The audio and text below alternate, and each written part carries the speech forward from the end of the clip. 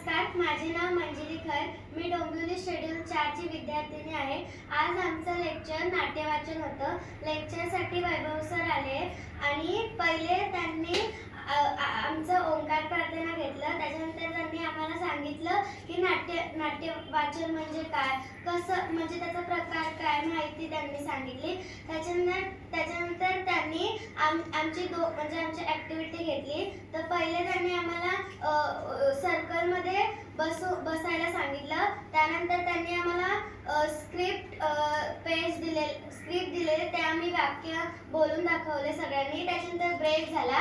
मग ते सर बोलले की आता मी तुम्हाला नेक्स्ट ॲक्टिव्हिटीमध्ये काहीच सांगणार नाही, तुम्ही आपल्या नीट करा स्क्रिप्ट वाचन. पहिल्या वेळी वाचताना मी भरपूर सुधारणा सांगितली. त्याच्या आधी त्यांनी आम्हाला नीट सांगितलं, आम्ही काय चुकलं ते सांगितलं. त्याच्यानंतर त्यांनी आमच्याकडून नीट करून घेतलं. त्याच्यानंतर आम्ही जे चुकलं त्यांनी अजून एकदा आम्हाला नीट सांगितलं. त्याच्यानंतर सर्वांनी